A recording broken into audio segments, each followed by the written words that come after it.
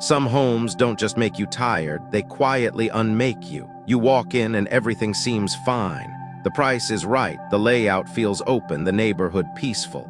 You move in, unpack your boxes, hang up family photos. But then something begins to shift. You're not sleeping as deeply. You wake up with a tight chest. Your child grows more withdrawn. Arguments with your partner come quicker, and laughter doesn't echo the same way it used to. It doesn't happen all at once. It creeps in, slow and invisible, until one day you realize you no longer feel like yourself inside your own home. This isn't about ghosts, superstition, or ancient folklore. It's about energy, the subtle but powerful atmosphere we live in every day without always realizing it. Just like natural light boosts mood and clutter increases stress, certain homes carry a kind of weight that sinks into your body, your relationships, and your thoughts. Sometimes that weight is physical, a home built in the wrong location with blocked light and poor airflow. Sometimes it's emotional, unresolved history, stagnant air, or silent tension built into the structure itself. Over the years, I've heard stories from families who couldn't explain what was happening. They did everything right, worked hard, stayed healthy, loved deeply. And still, life in their new home slowly unraveled. One woman told me, "This house has everything I wanted, but I cry more here than I ever have." That's not just emotion, that's environmental impact. Today, we're going to look at 9 warning signs, subtle but serious, that may be quietly draining your well-being. If you're house hunting, pay close attention. And if you already live in a place that matches some of these, don't worry. This isn't about fear, it's about awareness. Because the spaces we live in shape the lives we lead. And every home tells a story. The question is it telling the story you want to live?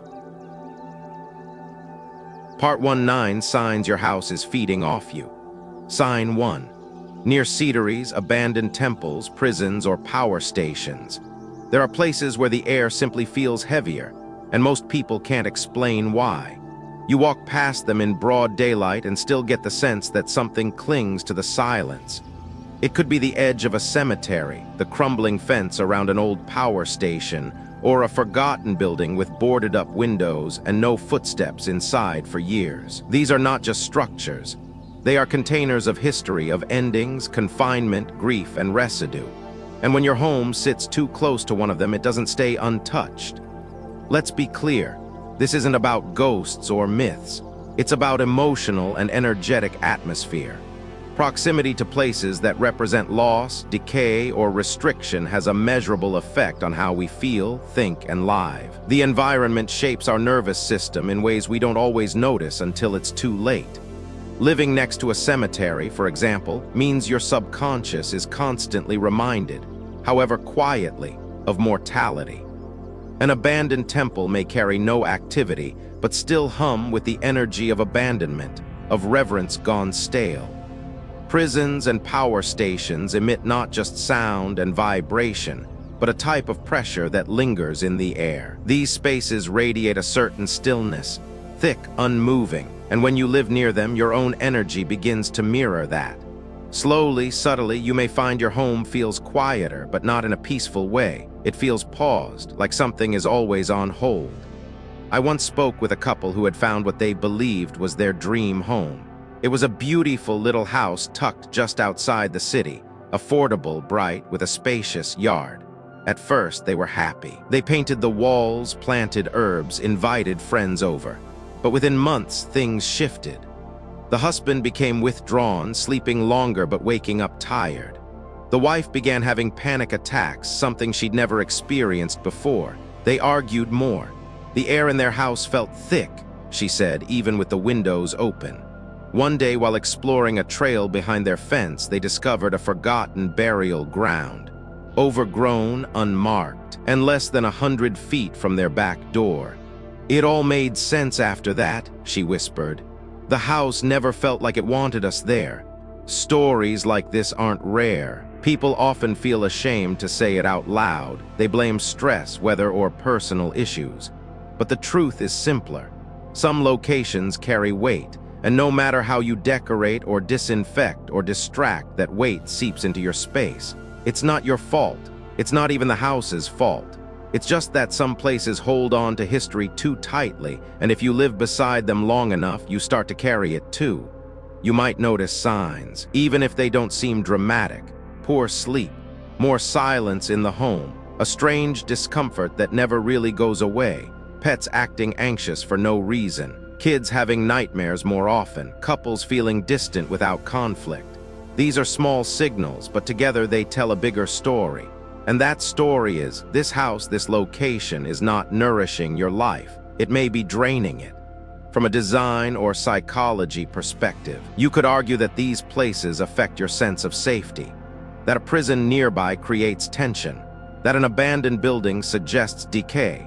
But whether you explain it as energy or emotion, the effect is the same. Prolonged exposure to spaces tied to endings or confinement wears on the human spirit, and over time it changes you. So what can you do? The most powerful solution is prevention. If you're house hunting, don't just look at the price or layout. Walk the neighborhood. Notice what your body feels like. Is there a cemetery, power station, or long-abandoned structure nearby? Trust your unease, it's data, not drama. But if you already live in such a home, there are ways to lighten the atmosphere. Add vibrant plants near windows and entryways. Play warm, gentle music in the background. Burn incense or candles made with natural oils. Keep the space bright, both in light and in mood. Stillness feeds heaviness, but sound, scent, and color break it apart. The takeaway isn't fear, it's awareness. Because your home doesn't exist in a vacuum, it absorbs from what surrounds it, and so do you. When you live beside something that represents grief, decay, or confinement, part of you begins to mirror that truth, unless you know how to change the story. Sign 2, lack of natural sunlight. There's a kind of tiredness that no amount of sleep can fix, and it often starts in a home where sunlight no longer visits. You don't notice it at first. The walls are freshly painted. The furniture sits perfectly under warm lamps, but the days feel dim even with every bulb turned on. You start waking up groggy, going to bed restless, feeling stuck in a loop of low energy and low mood. You might think it's just stress, age, or the season, but look around. Is your home starved of real light? In homes where natural sunlight struggles to enter, everything slows down, your body, your mood, your motivation. And this isn't just emotional or spiritual talk, it's biological. Sunlight regulates your sleep cycles, helps your body produce vitamin D, and boosts serotonin, the hormone that stabilizes your mood. Without it, your body gets confused. Your nervous system stays foggy. Your internal rhythm starts to unravel. And it shows up in the little things, snapping at your partner, forgetting things more often, not wanting to cook or connect. I remember visiting a friend who had just bought a sleek, modern home tucked between 2 apartment buildings. It was stylish, quiet, and spotless, but also deeply shadowed. No windows faced the sun directly. The living room felt like late afternoon, even at noon. After a few weeks, she told me something I'll never forget. I've never been more comfortable and never felt more disconnected. She had everything she wanted, but her days began to feel like waiting rooms. Time passed, but nothing truly happened. Her home looked alive, but inside it felt like everything was holding its breath. Lack of sunlight does that. It doesn't attack, it withholds. And in that withholding, it creates a kind of emotional starvation. You might still function. You go to work. You eat dinner, you check off the to-do list. But the spark feels dimmer. You find yourself scrolling longer, staring out the window more, feeling a weight you can't name. Some people describe it as seasonal blues, but when it happens year-round inside your home, it's no longer about the season. It's about the space. Homes without natural light often become places where time gets heavy. You forget what morning light feels like on your skin. You miss the shifting shadows on the floor that mark the hours.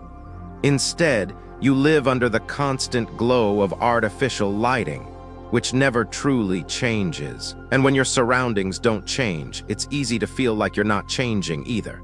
Like life is static, frozen, quiet in the wrong way. If you've been feeling low, unmotivated, or detached, take a moment and really look at the lighting in your home. Do you know where the sun enters? Do your windows invite the day in, or are they blocked by walls, blinds, or buildings? Is there a room in your house that feels like it hasn't been touched by daylight in months? That's not just a design issue. That's a quality of life issue. Fortunately, this is one of the easier problems to shift, if not by location, then by intention. Mirrors placed opposite windows can reflect and amplify whatever daylight you do have. Sheer curtains can replace blackout drapes. Indoor plants that thrive in low light, like snake plants or pothos, can reintroduce the energy of growth. Warm-toned LED bulbs can mimic daylight better than cool white ones. Even playing gentle nature sounds or opening windows for airflow can start to move the energy again. Light is more than brightness. It's vitality. It's momentum. It's the reason you feel different on a sunny walk than under fluorescent office lights. And if your home lacks sunlight, the truth is, it's not just the rooms that go dim. It's your spirit, your motivation, and eventually your sense of self. So ask yourself this: does your house feel awake when you walk in? Or does it feel like it's waiting for something that never comes?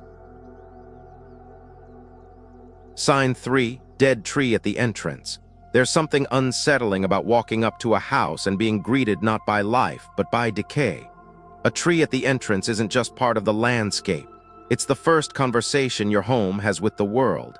And when that tree stands bare, brittle, and unmoving, it sends a message whether you realize it or not. Something has stopped growing here.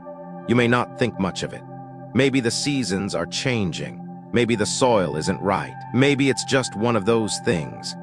But a dead tree at the entrance of a home doesn't just affect curb appeal. It affects energy, flow, and emotional tone.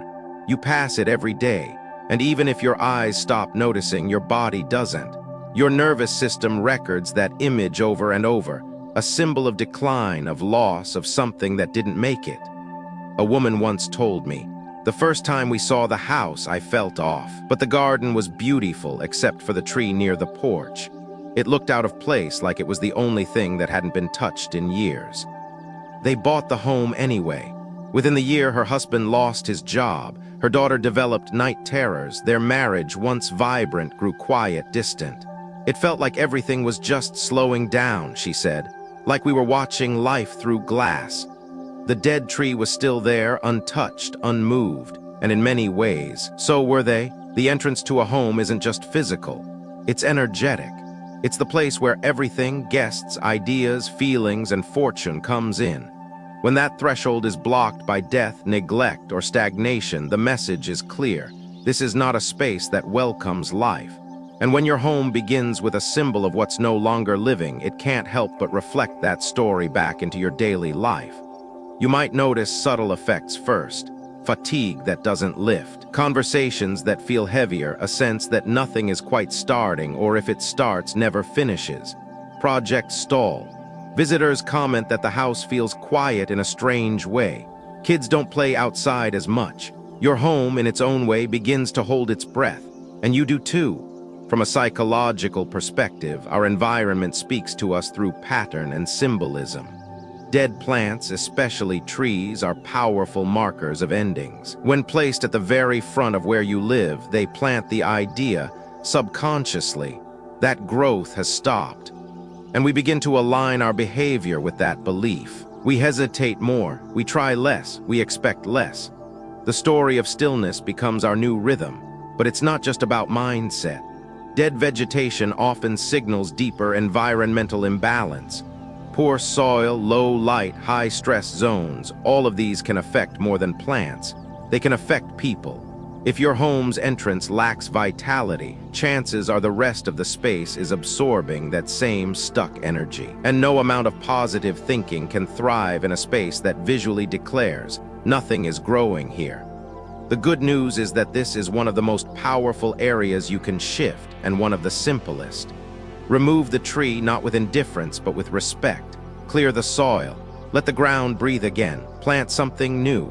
Choose something lush, resilient, and symbolic of life, maybe a flowering shrub or a tree known for its strength. Add movement and brightness. Wind chimes. Garden lights, a pot of fresh herbs. Let the entrance speak a new language, welcome, warmth, and momentum. Every time you walk through your front door, you are crossing a threshold, not just into your house, but into a state of being. What meets you there matters. So ask yourself, what is the first thing your home says to you? Is it reaching forward, inviting life in? Or is it holding on to something that should have been let go? Your home's entrance is the beginning of every story it tells. Make sure yours starts with something alive. Sign 4. A death occurred inside the home. There are houses where everything looks right, fresh paint, updated lighting, beautiful flooring.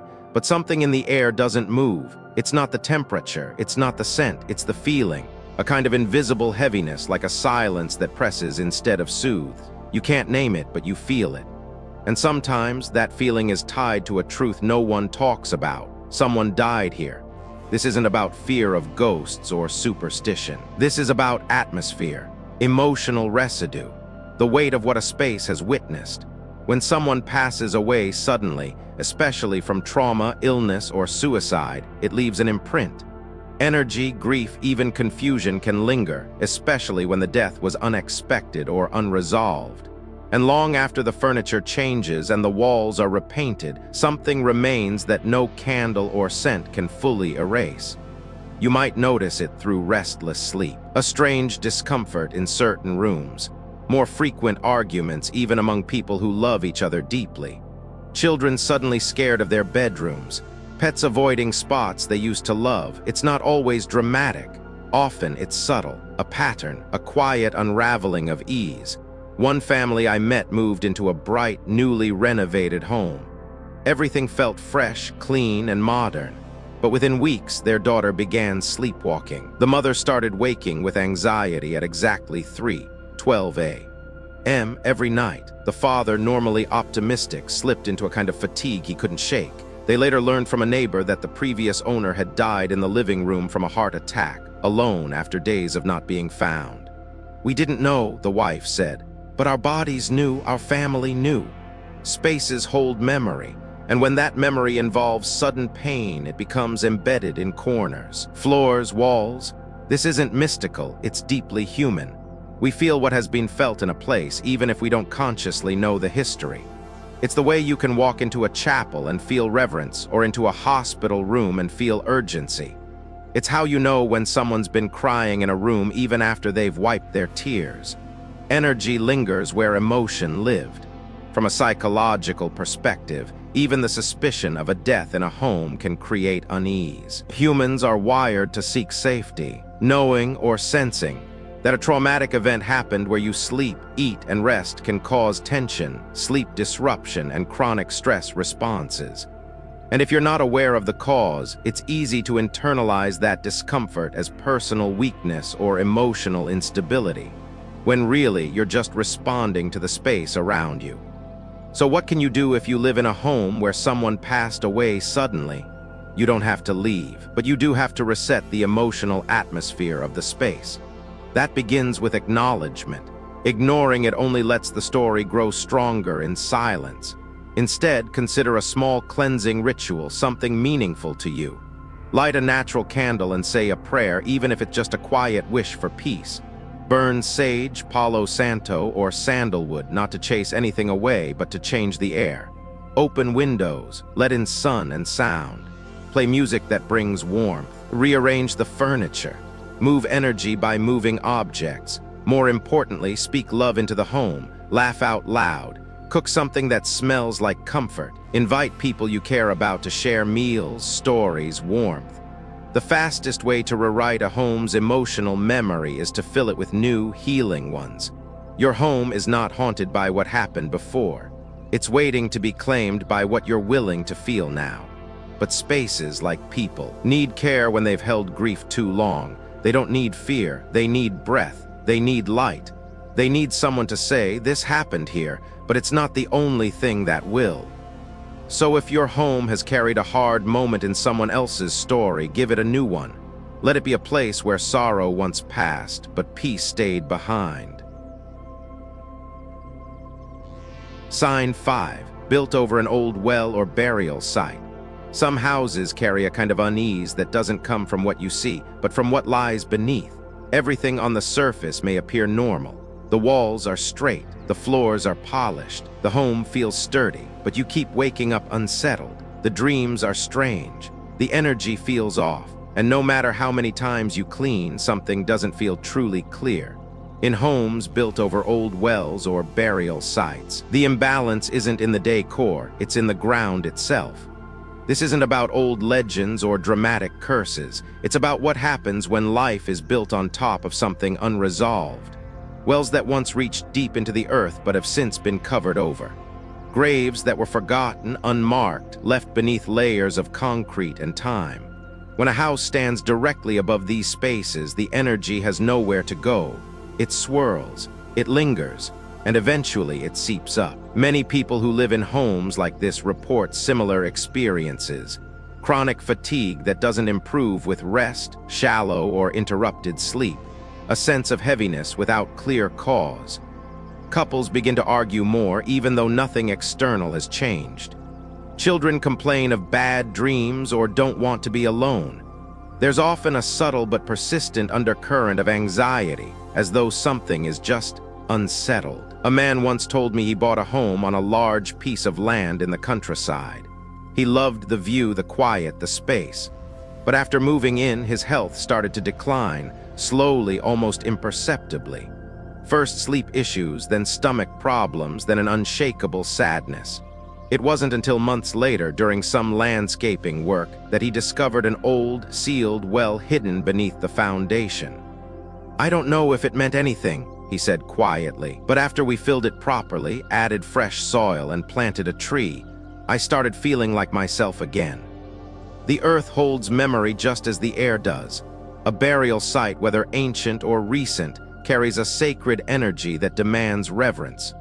A well, once a source of water and life, becomes stagnant when sealed and ignored. In both cases, we're dealing with disrupted flow, energy that was once moving and meaningful, now trapped and overlooked. And when we build over that without intention, that disruption doesn't disappear. It rises. From an environmental psychology standpoint, even the subconscious awareness of instability beneath a home can increase stress. The ground, after all, is the very thing we rely on to support us. If it feels unsettled, even on an instinctive level, we don't fully relax. We don't feel anchored. And over time, that lack of foundation expresses itself in our emotions, relationships, and even our sense of personal direction. If you suspect your home may be built over an old well or burial space, whether you have evidence or simply a deep intuition, there are ways to address it with care and grace. First, acknowledge it. You don't have to know the full story to honor what may be beneath you. Light a candle and speak aloud a message of peace, respect, and release. If you can, dedicate a part of the land, plant a tree, add a bench, create a spot that invites new life and symbolizes forward movement. Inside the home, you can ground the space with intention. Place bowls of salt water in the corners of rooms. They absorb stagnant energy. Refresh them weekly. Use earthy colors and natural textures to reconnect your interior to stability. Keep music flowing and windows open when possible. Laughter, sound, and fresh air move energy in ways nothing else can. Most importantly, make your home a place of presence. When you cook with joy, speak with love, and live with awareness, you reshape the vibration of the space. You're not ignoring the past, you're giving it somewhere to rest. You're not denying what's beneath, you're simply choosing what rises above. Your home doesn't have to carry the story of what's buried under it. With intention, care, and conscious living, it can tell a new one where the ground doesn't pull you down but holds you up. Sign 6. A long vertical crack on the main wall. Some signs of instability are easy to ignore until they start reflecting the instability inside you. A long vertical crack running down the main wall of a home may seem like a small issue, something cosmetic, something that can be patched and painted over. But in truth, it speaks louder than it looks. In many homes, the main wall acts like the spine of the space. It's the central structure that carries weight, supports energy, and anchors everything around it. When that wall begins to split, it's not just a flaw in the surface, it's a signal that something deeper is giving way. You might pass by it every day and barely register it. Maybe you tried covering it with a piece of art. Maybe it's behind a couch or tucked behind a bookshelf. But you know it's there. And even if your eyes forget, your nervous system doesn't. A crack in the main wall is a silent message your body reads every time you walk past. Something here is no longer whole. People who live in homes with long structural cracks often describe a quiet tension in their daily lives. Little things feel more frustrating. Rest is harder. Communication gets tighter, more fragile. The home, in a way, mirrors this disconnection. A place that once felt steady now carries the vibration of strain. There's an invisible shift, like the foundation is hesitating to hold you. I once visited a couple whose home was stunning. Warm lighting, beautiful design, a view that could make you pause mid-sentence. But the wife confessed she hadn't slept through the night in weeks. The husband, usually cheerful, felt increasingly short-tempered and fatigued. As we talked, I noticed the crack, a thin, straight line stretching from the ceiling all the way to the baseboard behind their TV. "Oh, that," she said. "We've been meaning to fix it, but it's not urgent." But her voice said otherwise. There was something in the way she glanced at it, then quickly looked away. It's easy to rationalize. Houses settle, walls crack. And yes, in many cases, that's true, but the emotional impact of living with a visible break in your environment is often overlooked. A wall is supposed to protect, to contain, to support. When it's visibly fractured, it plants a subconscious doubt. Is this place safe? Can it hold what I carry? Am I supported here? From a psychological perspective, cracks, especially large vertical ones, can symbolize more than just structural shift. They act like visual metaphors for instability, unresolved pressure, or tension that's finally made itself visible. And for many, that tension isn't just in the wall, it's in the relationships inside the home, the energy of the family, or the emotional climate of the space. So what should you do? First, don't ignore it. Repair it not just for safety, but for peace of mind. Hire a professional if needed. Seal it, smooth it, rebuild where necessary, but don't stop there. After the physical work is done, cleanse the energy that the crack may have collected over time. Light incense. Use sound, gentle bells, chimes, or music to refresh the space. Open the windows, let the energy breathe. Treat the repair not as a chore, but as a ceremony, an act of restoring strength to your home's backbone. And after it's done, notice what shifts. Many people report a surprising lightness after fixing these kinds of structural flaws.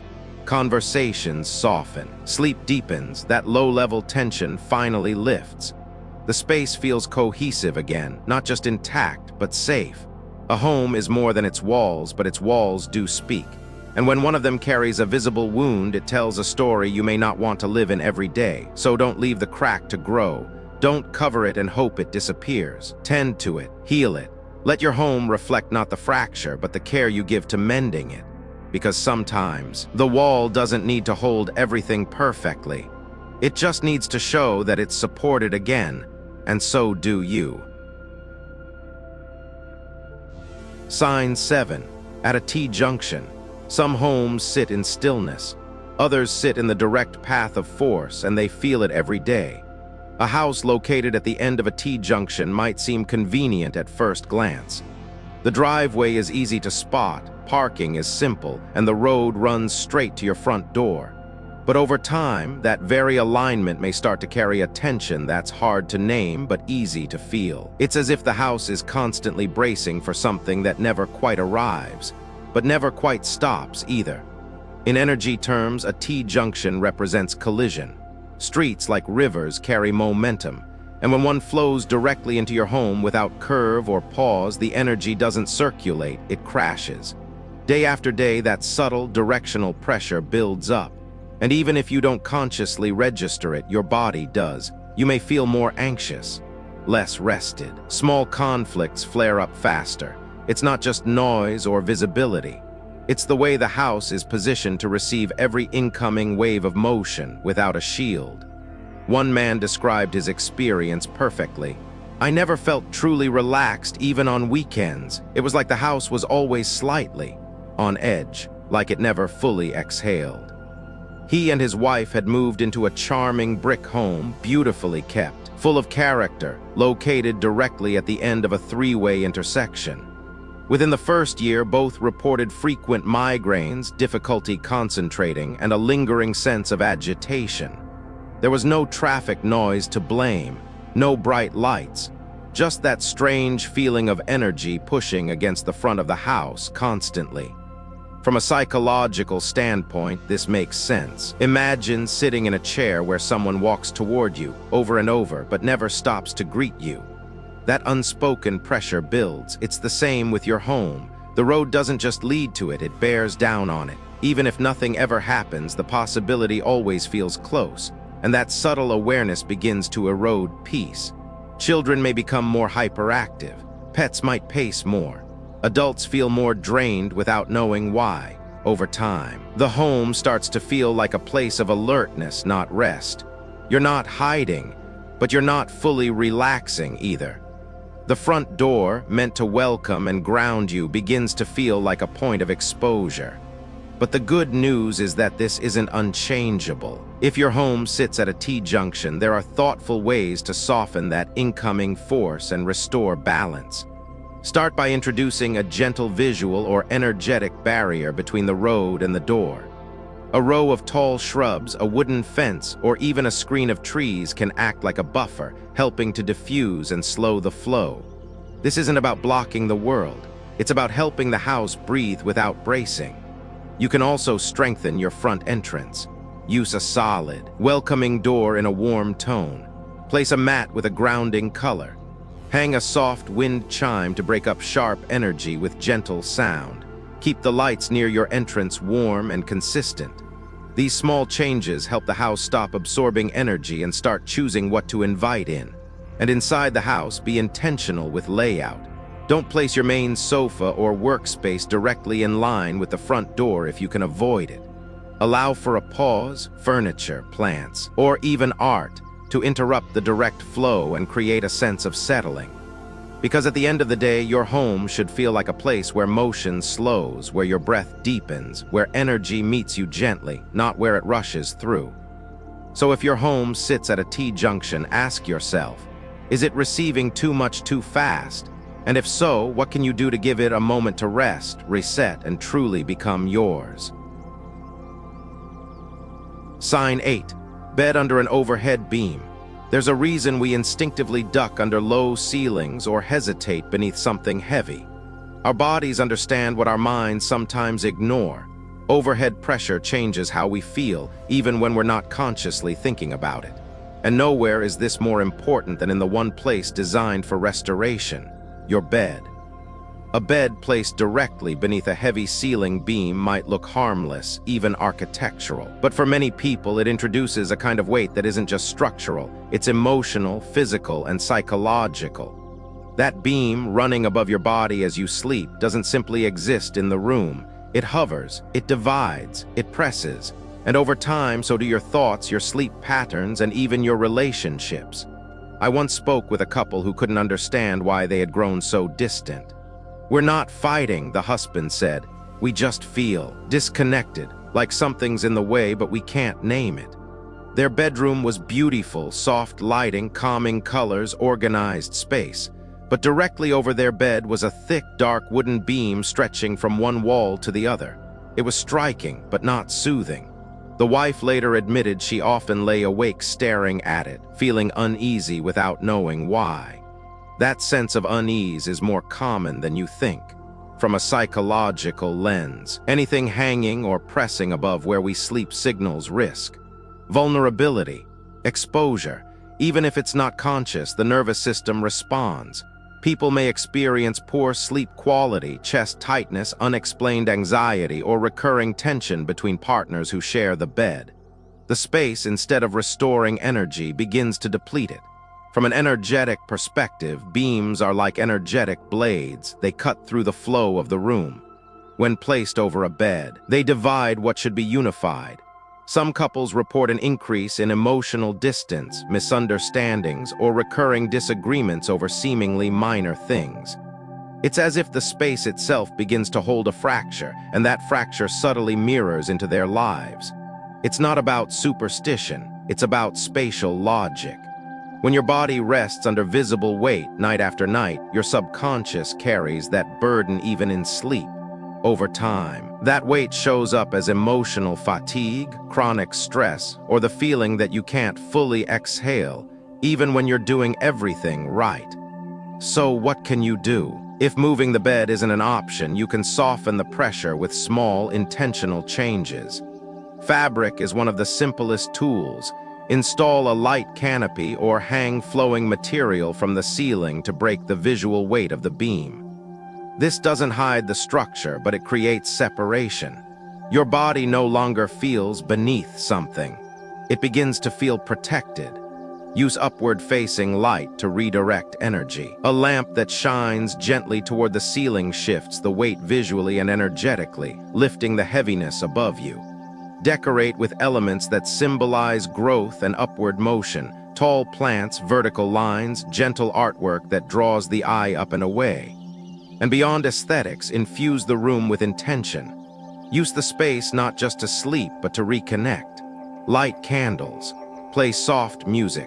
Speak kindly to one another before bed. Remind the room and yourselves that this is a place of healing, not pressure.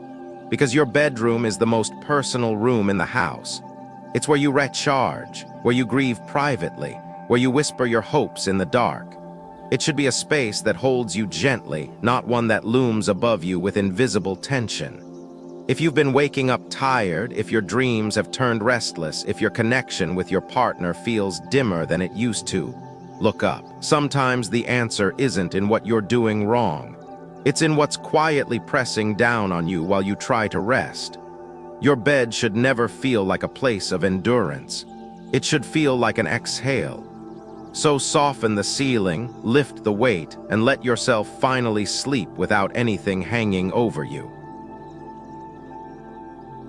Sign 9. Front and back doors aligned. There's a reason we linger in homes that feel grounded. Something about the space holds us not just physically, but emotionally. The energy settles. Time slows in a comforting way. You feel safe, connected. But in homes where the front and back doors are perfectly aligned, where you can see straight through from one to the other, that grounding often slips away. The space may look open, even luxurious, but it doesn't hold anything. The moment energy enters, it leaves. You may not notice it at first. You love the breezy layout, the clear lines of sight. But over time, something feels off. Money comes in but doesn't seem to stay. Conversations begin but trail off unresolved.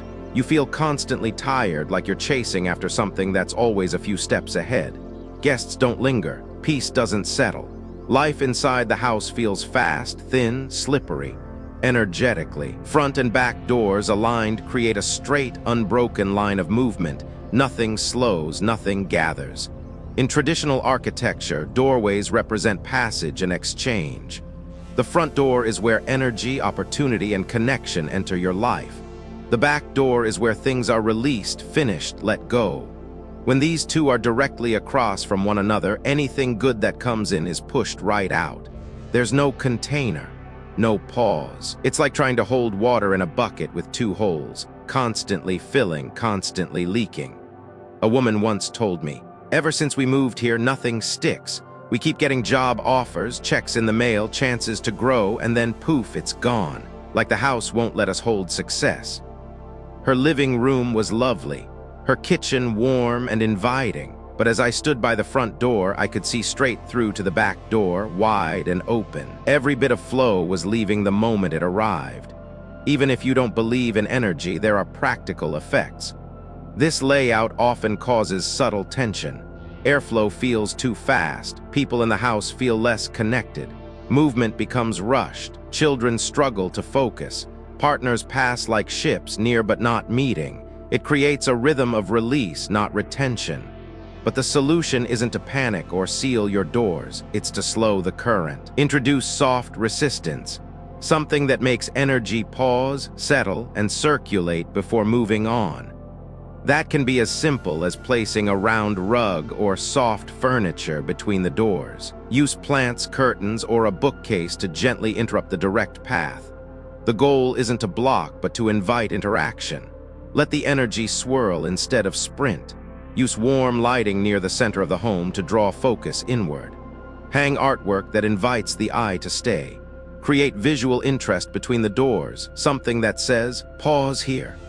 Even a dining table placed intentionally can act as a symbolic hearth, encouraging gathering and grounding. And emotionally ask yourself, what patterns in your life feel like they come and go too fast? Are you always rebuilding something that won't hold? Are you starting over more than you're settling in? Sometimes the house isn't causing the pattern, but it's reflecting it. And by adjusting the space, you give yourself permission to write a different story. The most powerful homes are not the ones with the most open flow, but the ones that know how to hold what matters, that gather love, protect peace, and give your spirit somewhere to rest. When a house can keep what nourishes you, you stop chasing. You start becoming.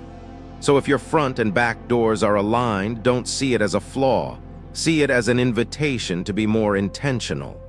To build a threshold that catches light, sound, and joy and asks them to stay a while. Final, some houses just don't feel like home, and for a long time we tell ourselves it's us. That we're too sensitive, too tired, too emotional, but maybe, just maybe, the space itself is speaking. Through the way light moves, the way sound echoes, the way sleep evades us or tension clings to the walls, maybe the house is asking to be understood. Or maybe it's asking to be let go. Today, we've walked through 9 signs, not to scare, not to dramatize, but to name what's often left unspoken. Because energy isn't just a spiritual idea, it's a biological truth. Light affects hormones. Layout affects movement. Pressure affects sleep. And when the house around you is misaligned, your body knows before your brain does. A dead tree, a cracked wall, a bed under pressure, doors that won't hold warmth in, these aren't just design flaws. They're emotional cues. And once you start seeing them, you begin to understand why some houses feel like safety and some feel like they're quietly draining you. But here's the most important part. This isn't about fear. This is about awareness, because awareness gives you choices, the power to shift, to soften, to bless. Even the heaviest house can be lightened with intention. Even the most tired room can begin again with breath, with light, with presence. So if something you heard today resonated, if you thought of your own hallway, or a room you avoid, or a moment where your house no longer felt like it held you, know this: you're not alone, you're not imagining it, and you're not powerless. Your home is a living story. You get to decide what it tells next. Thank you for walking through this with me, for listening, for feeling, for remembering that your energy and your peace matter. Tonight, I hope your home feels a little lighter, a little softer, a little more yours, and if not yet, soon.